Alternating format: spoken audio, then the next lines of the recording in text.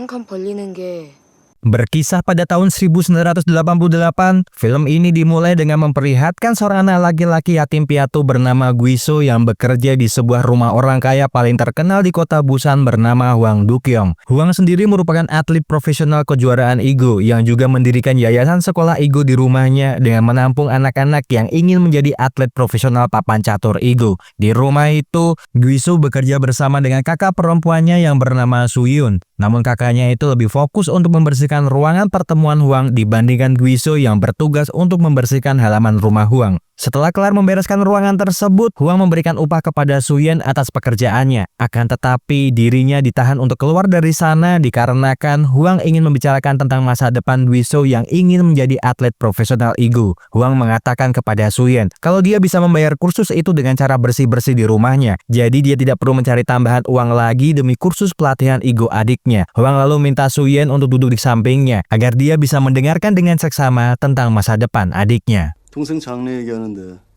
잘 들어야지.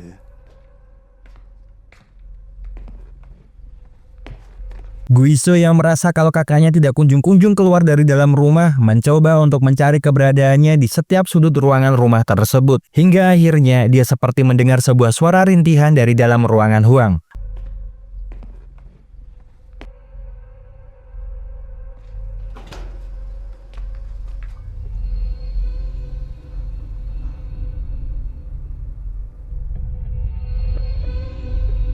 뭐야? Melihat perbuatan bejat yang dilakukan Hwang kepada kakaknya, membuat Guiso sangat marah, akan tetapi dia tidak mampu untuk berbuat apa-apa selain menantang Hwang bermain Igo dalam satu babak, untuk mengetahui juga tentang seberapa jauh kemampuan permainan Igo di antara mereka berdua. Mulanya Guiso bermain dengan penuh kepercayaan diri, namun setelah mendapatkan tekanan terus-menerus dari Hwang yang memintanya untuk bermain lebih cepat dan tak sengaja juga dia menemukan sebuah kancing baju milik kakaknya yang tergeletak di atas lantai, membuat tubuh Guiso bergetar hebat, sehingga dirinya tidak mampu untuk melanjutkan permainan tersebut. 느리다. 빨리 느려. 더 빨리. 더.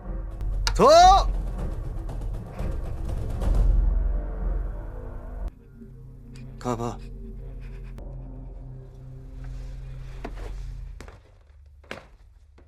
Sedih karena tidak bisa berbuat apapun demi kakaknya itu, Guiso lalu memutuskan untuk pergi dari tempat tinggalnya dengan membawa dompet kesayangan Suyun sebagai pengingat dimanapun dia berada. Guiso pergi ke stasiun kereta untuk membeli sebuah tiket menuju ke Seoul, akan tetapi setibanya dia di sana, Guiso malah menjadi bulan-bulanan oleh para preman-preman yang menginginkan harta benda miliknya.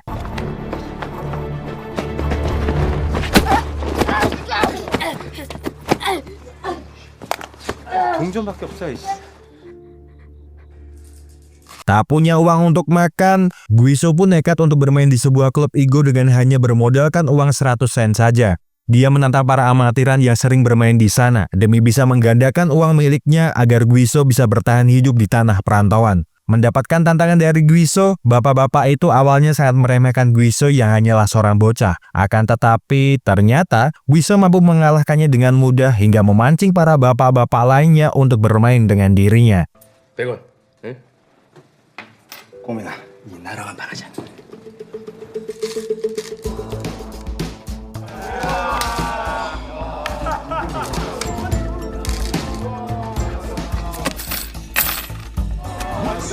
기가 막힌다.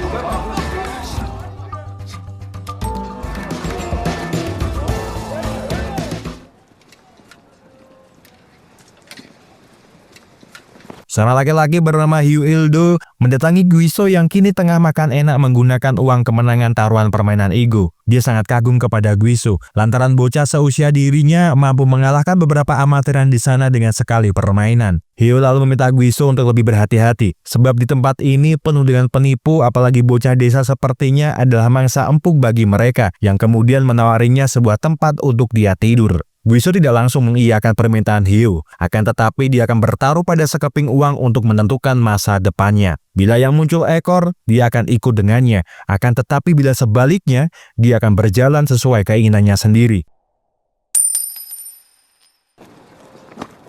Meskipun yang muncul adalah sisi bagian muka, Guiso tetap akan mengikuti kemana Hyu-do pergi membawanya. Karena baginya yang terpenting saat ini adalah dia mempunyai tempat tinggal untuk dirinya tinggali. Sebelum naik ke atas bukit, Hyodo menemui Sun Yung untuk sekedar meminta izin kepadanya karena dia akan tinggal di atas sana bersama dengan bocah yang dia temukan di jalanan. Hyodo berencana untuk melatih bocah ini bermain ego yang benar. Jadi jika Sun Yung mempunyai waktu untuk juga mengajarkannya, Hyodo meminta Sun Yung untuk kapan-kapan mengunjungi mereka berdua di atas sana. 지극정성 비옵나니 부디 Di atas perbukitan tersebut, terdapat sebuah kuil dan juga beberapa tempat yang bisa ditinggali oleh mereka berdua. Setelah Hyodo berdoa kepada dewa keberuntungannya, dia lalu memotong habis rambut Guiso sambil mengatakan kepadanya untuk tidak lupa menumpuk batu setiap habis permainan ego yang dia mainkan, seperti tumbukan batu yang ada di hadapannya.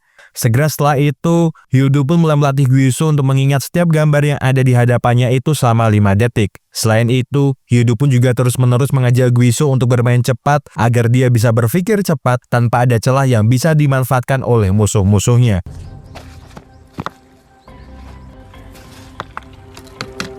나쁜 손 장구 끝에 악수 둔다. 하나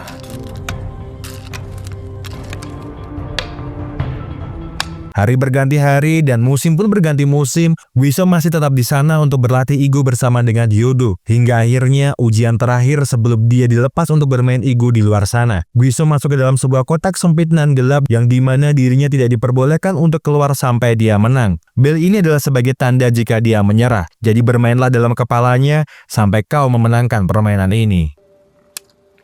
우상기 화점 5하기 낮은 소목 좌하기 화점 17에 9 소친수도 못 봐. 다시 Meskipun Guiso sudah mengalami peningkatan dalam permainan ego, akan tetapi jika dirinya harus bermain tanpa melihat dan hanya menghafal saja, itu sangat membuat dia sangat frustasi. Belum lagi ingatan-ingatan masa lalunya yang kembali muncul membuat Guiso makin berada di titik terendah dalam kejiwaannya. 내일 다시 온다.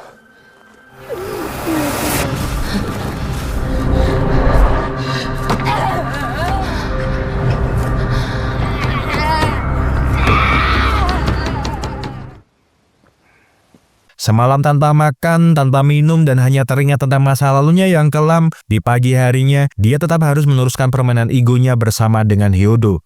좌하기 낮은 외모 13에 16 5에 12 5에 9 단수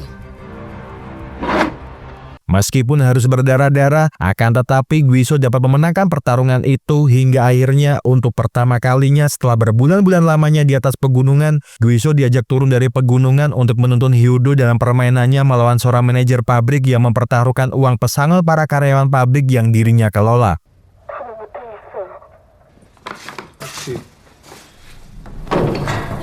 왜 그렇게 늦었어? Setelah permainan itu, Hyodo marah kepada Guiso karena kenapa dia sempat ragu untuk meneruskan permainan ego padahal dia sudah melatihnya untuk menjadi seorang mesin penghitung. Dia adalah penjahat, semua lawannya juga penjahat dan kelak dirimu pun juga akan menjadi seorang penjahat. Tugasnya hanyalah menghitung, jadi jangan pernah ragu lagi untuk mengambil sebuah keputusan apapun. Mereka berdua pun lalu pergi dari pabrik tersebut, namun yang tidak mereka duga adalah ternyata sang manajer memutuskan untuk bunuh diri setelah uang pesangon para karyawan pabrik telah dia pertaruhkan. Putra dari sang manajer sempat melihat Guiso dan Hyodo pergi meninggalkan pabrik tersebut sambil mengingat kalau kedua orang itulah adalah penyebab kematian ayahnya.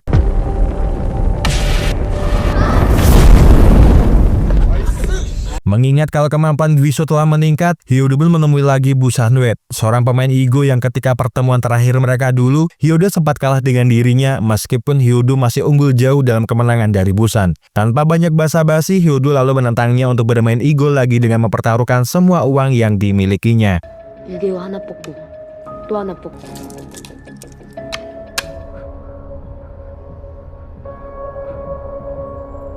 Busan agak kaget melihat Hyodo yang nampak lebih tenang dibandingkan kali terakhir mereka berdua bertemu. Apalagi dia mendengar rumor yang mengatakan kalau seorang Hyodo yang perkasa telah menjadi mangsa seorang dukun dengan kehilangan tangan kirinya. Mendengar hal tersebut, Hyodo pun mencoba untuk tetap bersikap santai sambil mengatakan kepada Busan kalau semua orang tidak akan tahu tentang bagaimana nasib mereka sendiri karena bisa saja besok dirinya yang kehilangan kepala lebih dahulu. Sekeluarnya Hyodo dari tempat Busan, dia merasa kalau ini tidak akan berakhir baik-baik saja. saja. Maka dia menitipkan sejumlah uang dan sebuah barang untuk Guiso sebagai pegangan dan juga memintanya untuk mencari seorang pria bernama Dong In. Pria itu memang tidak berguna, tetapi yang jelas dia adalah orang yang bisa menuntunnya. Tak lama setelah itu, seperti yang dia duga, Kim kaki kanan Busan mendatanginya dan berniat untuk membunuhnya. Hyo-do pun meminta Guiso untuk segera lari dari sana karena nyawanya lebih penting daripada dirinya sendiri.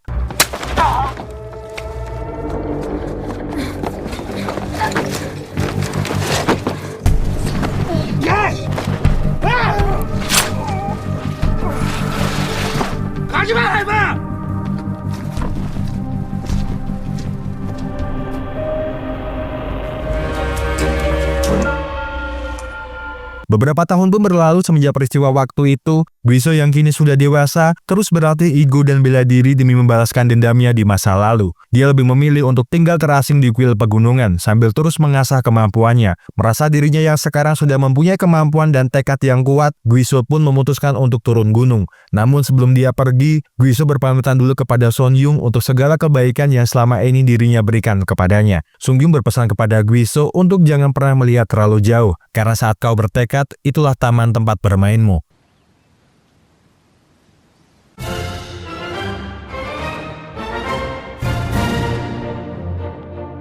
Di sebuah klub ego tempat para amatir dan ego bermain dan saling bertaruh, seorang wanita pemilik klub ego bernama Nyonya Hao menemui Dong In, seorang maklar ego, dalam mempertemukan pemain-pemain yang saling ingin bertaruh. Membahas tentang bagaimana dengan kelanjutan klub ini karena semakin hari semakin sepi saja pengunjung yang datang ke sini. Dong In pun sebenarnya agak bingung untuk menjawab pertanyaan tersebut, hingga tiba-tiba dia dikejutkan oleh kedatangan Guiso dari belakang. Guiso mengatakan kalau tujuannya ke sini adalah untuk mencari seseorang bernama Dong In, yang lalu menunjukkan tangan palsu milik Hyo-do yang seketika membuat Dong In mengerti dengan apa tujuan dari Guiso.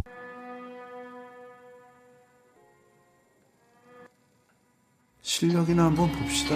Segera setelahnya, Dong In lalu mengajak Guiso menuju ke beberapa tempat dari para pemain-pemain ego amatiran yang mempunyai permainan bagus. Satu persatu pemain ego dia kalahkan dengan taruhan uang yang cukup banyak demi melihat tentang seberapa jagonya dia dalam permainan ego. 여보세요. Merasa mendapatkan uang yang banyak dari hasil ego, Dong In menelepon Hong untuk bertanya tentang bagaimana kabar klub. Jika bisnisnya buruk, Dong In meminta Hong untuk menutup saja klub ego tersebut, lantaran dirinya yang sekarang pasti bisa untuk membiayai hidupnya. Malam harinya di tepi pantai, Dong In sibuk untuk membagi-bagi uang hasil kemenangan ego. Namun sepertinya, Guiso tidak terlalu peduli dengan uang tersebut, karena tujuan dirinya adalah mengalahkan Hwak Dong-yong, sang raja terakhir papan catur ego Korea, demi membuktikan kalau dirinya yang sekarang sudah pasti bisa mengalahkannya dan juga demi membalaskan dendam masa lalunya. Akan tetapi sebelum dia bertemu dengan Hwang, ada dua tempat yang ingin dia kunjungi dulu, yaitu Jangsong dan juga Busan.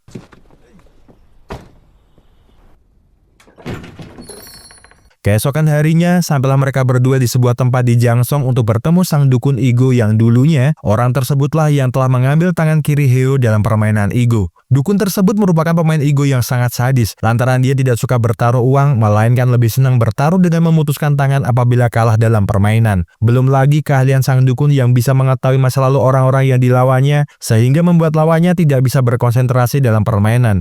Ditambah juga, bidak yang digunakan dalam permainan bermotif hampir sama, sehingga menyulitkan musuh-musuhnya untuk meneruskan permainan bila mereka sudah kehilangan konsentrasi. Sebelum memulai permainan, Guiso menaruh dulu dompet kesayangan kakaknya demi menjaganya dalam permainan ini. Sang dukun yang melihat hal tersebut lalu mengatakan kepada Guiso kalau dia dan dirinya sama-sama ditakdirkan menjadi gelandangan. Lebih baik dia mengawasi papan ego dibandingkan harus terus melihat masa lalunya, karena jika sampai dia tersesat, kematian adalah hal yang pasti untuk dirinya. Flashback pun diperlihatkan ketika dulu Hyo menantang sang dukun dalam permainan ego. Awalnya Hyo sangat percaya diri dalam melawan sang dukun, karena dia yakin kemampuan yang dimilikinya bisa untuk mengalahkannya. Akan tetapi ketika sang dukun mulai bercerita tentang masa lalu Hyo mulai kehilangan konsentrasinya, karena sang dukun bisa mengetahui tentang masa lalunya, terlebih lagi kejadian waktu dulu ketika adik kandungnya dia bunuh lantaran telah menghamili istrinya. Seperti yang dilakukan pada lawan-lawannya, sang dukun mulai menceritakan kembali masa lalu Guiso yang menjadi seorang yatim piatu bersama kakaknya.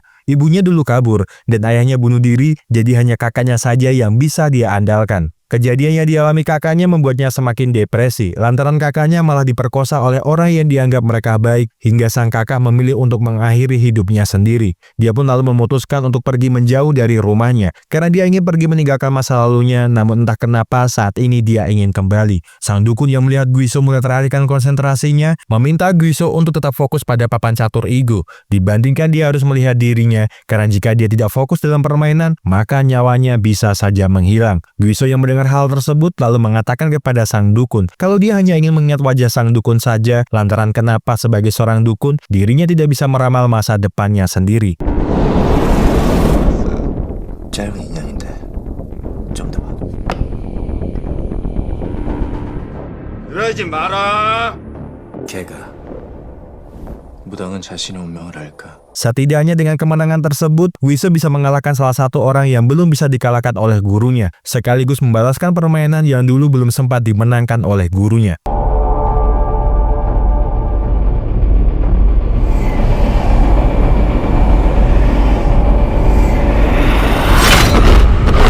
Sementara itu di kuil, Son Yung menemui seorang pemuda yang sedang duduk di teras kuil dengan penuh kebimbangan. Akan tetapi karena bocah itu seperti mempunyai gelagat yang tidak baik, Son Yung lalu memintanya untuk lekas pergi dari sana. Namun tiba-tiba, Loner menusukkan sebuah jarum ke lehernya yang kemudian bertanya tentang di mana keberadaan dari pria bertangan satu dan juga seorang bocah yang dulu menjadi muridnya. Dalam kesakitan dan ketakutannya, Song Yun pun mengatakan kalau Hyo telah mati bertahun-tahun yang lalu dan laki-laki yang menjadi muridnya sudah pergi beberapa hari yang lalu. Mendengar hal tersebut agak membuat Loner kecewa karena sebenarnya keberadaan Loner di sana adalah untuk membalaskan dendam masa lalunya kepada mereka berdua. Lantaran dia ternyata adalah anak dari sang manajer yang bunuh diri akibat kalah bermain Igo dengan Hyo. Tak ingin keluar dari sana tanpa melakukan apapun, Loner pun lalu mengajak San bermain sebuah permainan Igo mematikan, yang bila siapapun nanti kalah dalam permainan, wajahnya akan terkena semprotan air keras.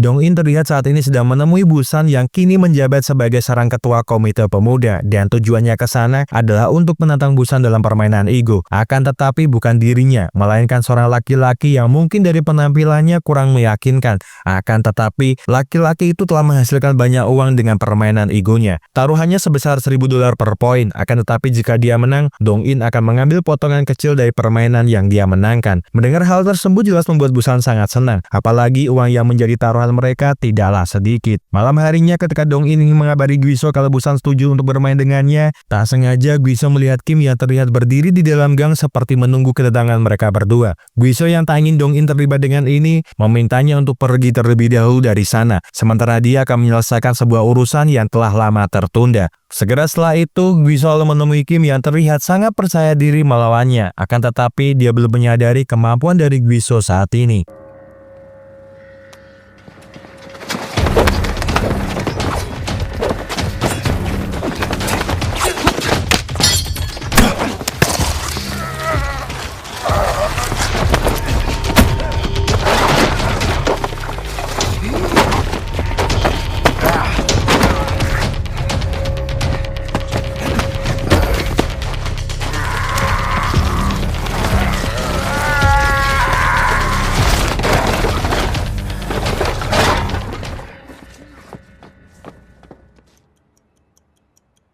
Keesokan harinya, permainan Igo di antara Guiso dan Busan pun dimulai. Awalnya Busan sangat percaya diri untuk melawan Guiso, namun lama-lama Busan pun harus takluk dengan Guiso yang bahkan membuat Busan harus kehilangan juga gedung miliknya.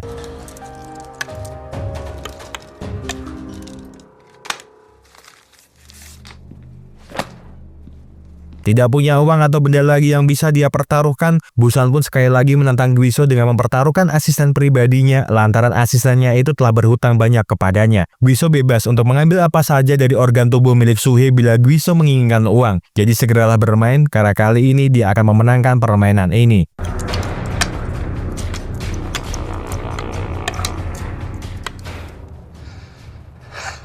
Meskipun Busan masih berusaha untuk melawan Giso, namun nyatanya itu hanya menjadi kesia-siaannya saja. Masih tak terima dengan kekalahannya melawan Giso, malam harinya Busan masih saja menantang Guiso bertaruh permainan ego. Akan tetapi kali ini mereka harus menggunakan nyawa bila salah satu dari mereka kalah dalam permainan ini. 운치가 있네.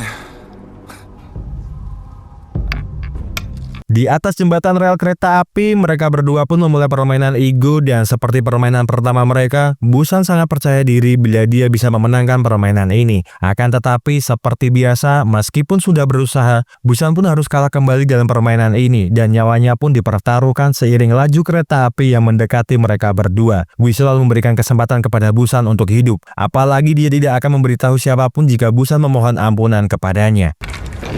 잠깐만 있어봐라, 새끼야. 목숨 구걸했다고 소문나질 않을 거야. 두려우면 두렵다고 말해.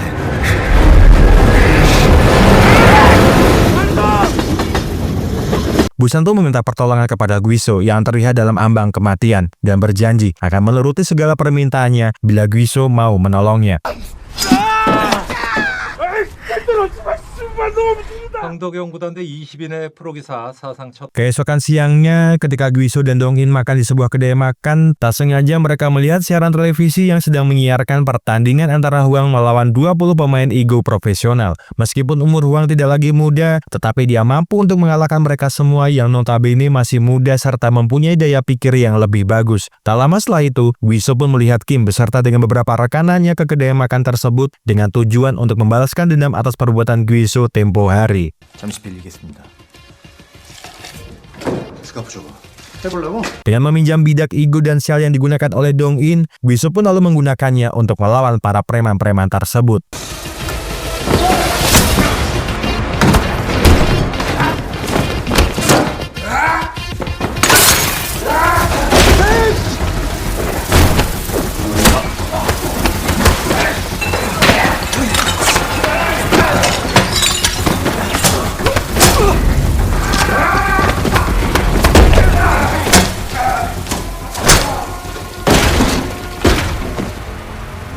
Melihat semua preman-preman yang dibawanya tidak mampu untuk melawan Giso, Kim pun terpaksa melawan lagi Giso, meskipun dirinya sudah tahu bagaimana kemampuan bertarung dari Guiso.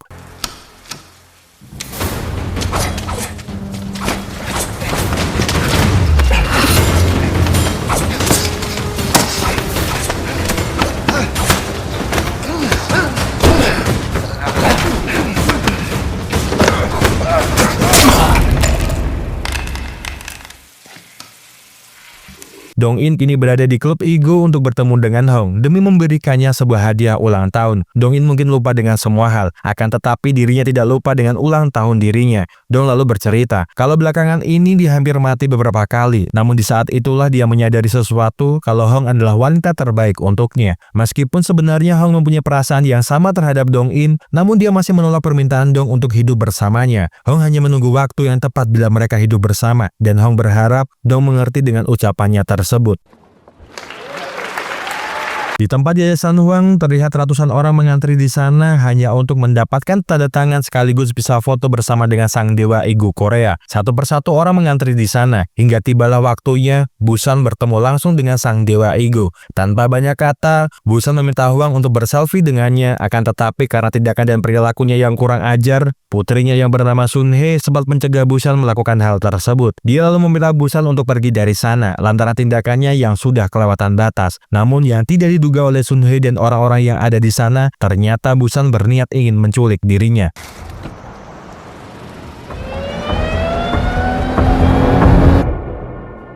선생님. Hwang yang kini berada di ruangan make up terkejut melihat keberadaan seorang laki-laki di dalam sana yang ternyata laki-laki itu adalah Guiso. Meskipun Hwang sempat lupa kepada Guiso, dia lalu mencoba mengingatkan kembali sedikit ingatan masa lalu Hwang yang dulu pernah menyuruh Guiso datang kembali bila dia sudah yakin bisa mengalahkannya. Beberapa uang ini adalah upah untuk membersihkan mejanya, jendelanya, serta upah mengepel lantai rumahnya, dan mengatakan kalau putrinya sudah tumbuh dengan baik, sangat pintar, dan sangat cantik. Guiso lalu menyuruhnya menjawab telepon tersebut karena saat ini nyawa Sunhae berada di tangannya. 확인해봐.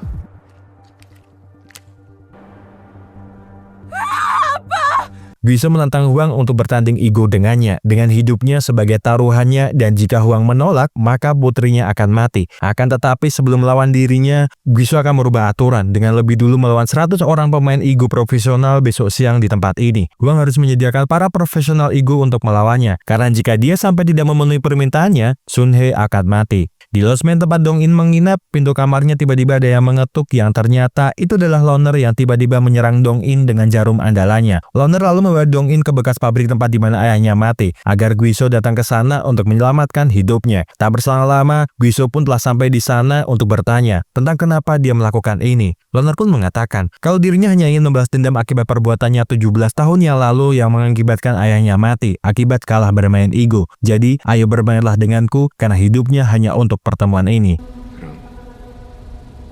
Permainan ego di antara mereka berdua pun akhirnya dimulai dengan alat papan catur yang sudah dimodifikasi sama seperti yang Loner mainkan bersama Son Yung. Loner yang menyadari kemampuannya setidaknya mampu membuat Guiso berpikir keras, karena bukan hanya panas yang diakibatkan oleh mesin pemanas, Guiso pun juga harus memikirkan tentang bagaimana caranya dia bisa mengambil alat pengait yang melilit tubuh Dong In.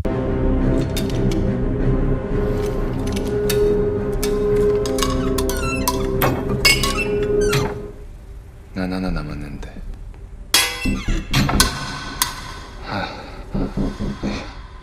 Loner tidak percaya kalau permainannya dengan Guiso bisa berakhir imbang, padahal dirinya sudah sangat percaya diri bisa mengalahkan Guiso. Tak ingin ini semua berakhir tidak sesuai dengan harapannya, Loner pun lalu menyerang Guiso membabi buta agar semua dendam di masa lalunya bisa terselesaikan saat ini juga.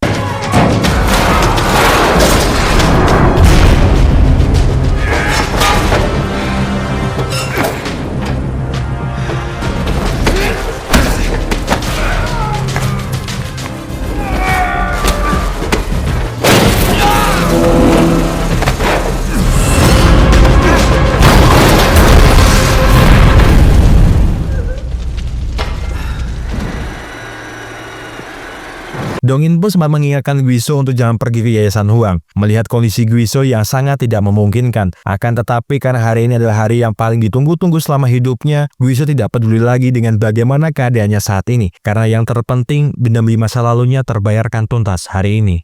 Dengan memakai setelan jas warna putih, Guiso pun telah sampai di aula yayasan untuk menantang 100 orang profesional ego demi menuntaskan dendam masa lalunya. Sementara itu, di tempat penghancuran mobil-mobil bekas, terlihat Busan sedang mengawasi Sun Hye sambil mengamati permainan ego yang akan dimainkan oleh Guiso dan Huang di kaca mobil milik Sun Hye. Satu persatu atlet profesional ego mulai Guiso lawan, dan sesuai peraturan, setelah menjalankan bidak ego dengan melawan 10 orang atlet profesional ego, dia akan menjalankan 10 bidak ego melawan Huang. 황구단대. 자, 우린 인자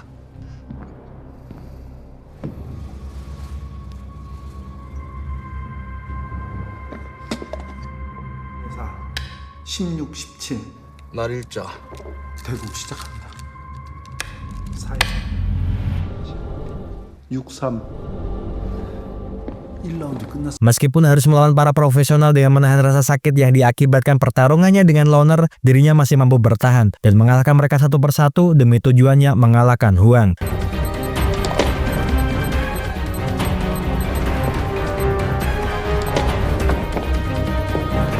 지도 감사합니다.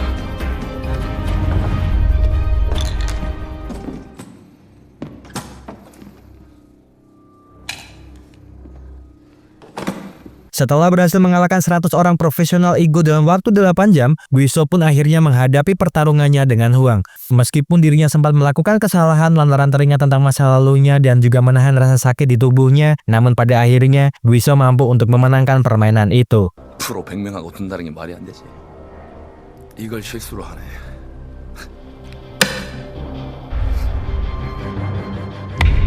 빨리. Guiso bertanya tentang apakah Huang mengingat kancing baju ini, karena kancing baju ini adalah kancing yang terpakai di baju kakaknya sewaktu Huang memperkosa kakaknya. 단수 이글이 기쁘네. Guiso pun lalu meminta Huang untuk memilih antara hidupnya atau putrinya, karena pilihan Huang akan menentukan masa depannya. Permintaan maaf hanya dia terima bagi orang-orang yang memang layak untuk hidup. Tetapi bagi dirinya, Guiso meminta Huang untuk memilih apakah dia layak mati ataukah tetap hidup.